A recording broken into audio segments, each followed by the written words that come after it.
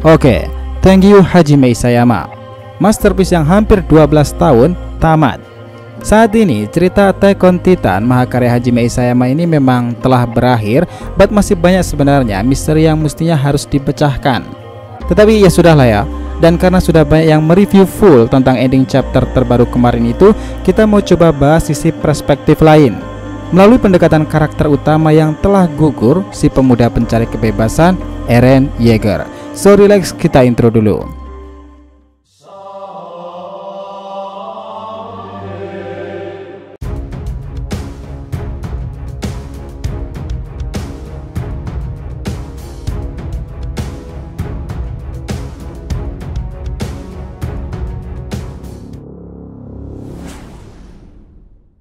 Hai guys, welcome back to the RTV channel.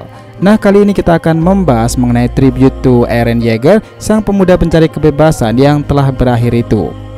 Oke, biar nggak salah persepsi, simak sampai akhir ya. Di sini, siapapun yang telah membaca ending chapter itu pasti mengatakan bahwa jasa dari Eren itu gede banget sih. Bahkan sepanjang cerita Attack on Titan itu, Eren Yeager yang sejak kecil ngamuk-ngamuk itu bertumbuh dewasa menjadi pribadi yang badass banget. Bahkan ada yang menyebutnya dia adalah villain besar dalam cerita para Titan ini. Tetapi yang menarik perhatian kita di sini bahwa apapun ending hidup Eren, satu hal yang kita tahu dari sudut pandangnya, apapun caranya ia akan tetap hidup dan demi mencapai tujuannya pribadi, kebebasan.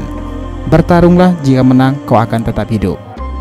Nah, kita flashback dulu di mana Eren Yeager adalah anak yang tinggal di distrik Shiganshina di Wall Maria. Saat dimana digambarkan Eren itu membenci para manusia yang harus tinggal di dalam dinding besar itu. Menurutnya ia merasa para manusia harus merebut lagi yang namanya kebebasan dari para Titan hidup di luar dinding sana. Nah, kebenciannya terhadap para Titan makin membara dikala ia melihat Wall Maria dijebol dan tentunya ibunya gugur saat itu. Sejak saat itulah ia bersumpah untuk mendedikasikan hidupnya demi membasmi semua Titan yang hidup. Lalu ia masuk ke pelatihan militer angkatan 104. Nah, masalahnya saat itu tanpa diduga-duga ia ternyata bisa menjadi Titan. Dan itulah mengapa dirinya diamankan oleh Kapten Levi dan masuk ke dalam Survey Corps sesuai keinginannya. Kemampuannya menjadi Titan inilah membuat ia diincar oleh banyak orang seperti trio Marley, Reiner, Bertolt, serta Annie. Ini semua juga didasari karena ia memiliki kekuatan founding Titan dalam dirinya tersebut yang ternyata diberikan oleh ayahnya sendiri. Dan kalau kita udah membaca semua chapternya tuh sebenarnya ini semua bersumber dari kekuatan Attack on Titan sendiri sih. Karena Titan tersebut tidak terikat oleh ruang dan waktu, sebagai akibatnya pun bisa melihat dalam ingatan pemilik setelahnya atau bahkan sebelumnya. Itulah kenapa dengan kemampuan founding Titan itulah Eren bisa mengakses ingatan ayahnya dan mempengaruhi dia untuk merebut founding Titan dan membantai seluruh keluarga Reis. Tetapi dari perspektif lain, karena kekuatan Titannya inilah dia juga bisa berbuat dan berjasa banyak bagi umat manusia di masa itu, seperti merebut kembali distrik Trost atau bahkan menutup kembali Wall Maria. Lalu time skip berganti. Nah, saat dimana Eren akhirnya muncul dan kali ini ia sudah berada di Marley, dia itu menyusup dan melakukan penyerangan di Liberio atas skenario yang ia susun bersama kakak tirinya itu Zeke Yeager. Momen ini lantas mengundang amarah bagi seluruh dunia dan pada akhirnya memicu penyerangan balik ke Pulau Paradise. Tetapi sebelum itu nih, ada fakta menarik di mana Eren itu menjauhkan dirinya dari Mikasa, Armin, dan teman-temannya untuk tujuan yang sangat misterius. Pertempuran Liberio tentu salah satu untuk membawa Zeke Yeager ke Pulau Paradise itu. Dan pada akhirnya nanti, ia akan bertemu dengan Zeke di pertempuran itu lalu mengaktifkan kekuatan founding Titan. Dan ya, tentunya melakukan rumbling yang kita ketahui itu, yaitu menghancurkan dunia dengan ribuan Wall Titan sendiri.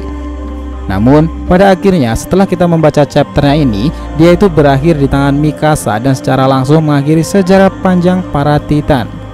Nah, yang menarik, pada akhirnya Eren itu melalui kematiannya ini, dia bisa melindungi teman-temannya dan tentunya mendapatkan kebebasan yang selama ini dia inginkan. Oke, chapter terakhir kemarin mengisahkan seperti ini, tentang tribute to Eren, kebenaran ramblingnya dan harapannya untuk semua aliansi. Bahwa pertempuran bumi dan langit itu akhirnya mengungkapkan perjalanan bahwa selama ini mereka sudah salah persepsi tentang Eren Yeager, di mana terlihat orang-orang seperti Reiner, Jean atau bahkan yang lainnya menangisi hal tersebut.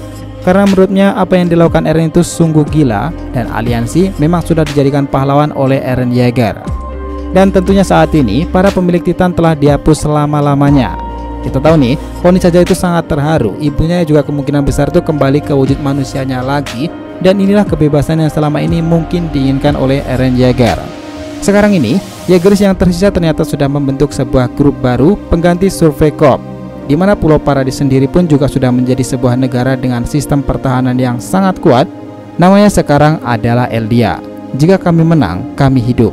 Jika kami kalah, kami mati. Jika kami tak bertempur, kami tak bisa menang. Tatakai, Tatakai. Nah, ini adalah kata-kata khas dari Eren Yeager dan sekarang ini digunakan dalam sisa-sisa Yeageris di negara Eldia tersebut dengan sekutu mereka, Izuru. Oke, dalam ending ini, Historia itu sempat menuliskan surat kepada teman-temannya itu bahwa ia sangat setuju dengan rencana Eren bahwa perang tidak akan pernah bisa berakhir jika salah satu dari mereka itu musnah. Dan era perang sekarang ini sebenarnya itu masih berlanjut, namun tanpa kekuatan Titan. Artinya sekarang itu jadi lebih fair. Dengan kata lain, selain menjadikan para aliansi itu sebagai pahlawan, Eren juga mempercayakan masa depan kepada teman-temannya untuk memperbaiki dunia ini. Itulah kenapa di sini Historia itu juga membuat para aliansi menjadi duta perdamaian, di mana mereka ditugaskan menjadi sekelompok perdamaian dan mendatangi Eldia juga tentunya. Mereka akan menceritakan kepada negara lain tentang pertempuran besar bumi dan langit itu, di mana Eldia sendiri bukanlah ras yang sangat jahat seperti iblis yang mereka bayangkan dahulu. Oke, di sini akhir riwayat dari Eren Yeager ini akhirnya dimakamkan di bawah pohon tempat di mana ia bersama Mikasa dahulu, dan sekarang ini Mikasa terus menangis dan belum move on atas kematian Eren sendiri. Nah, di sini ketika sel Mikasa itu hampir terjatuh, tiba-tiba seekor burung itu mencapit dan memperbaiki sel tersebut. Nah, pertanyaannya nih, apakah burung yang ramai dengan sebutan burung Yeager ini adalah Eren sendiri? Sebenarnya ini tinggal kalian percaya yang namanya teori reinkarnasi atau tidak sih. Jika percaya, maka burung itu bisa saja adalah Eren. Ia menjadi burung dan mengawasi Mikasa tentunya. Nah, di sini Mikasa itu juga menduga jika itu adalah Eren, di mana ia untuk terakhir kalinya mengatakan, "Terima kasih Eren, kau mewakilkan sel ini sekali lagi." Nah, kisah mengenai perjalanan panjang sang pemuda pencari kebebasan kini telah berakhir, di mana kita tidak akan melihat lagi aksinya di cerita mahakarya Attack on Titan. Hanya saat ini kita menunggu lanjutan animenya yang akan mulai lagi kemungkinan 2022. Tribute to Eren Yeager. Dan sebagai penutup cerita ini, kita kutip satu perkataan bijak yang mendefinisikan tentangnya.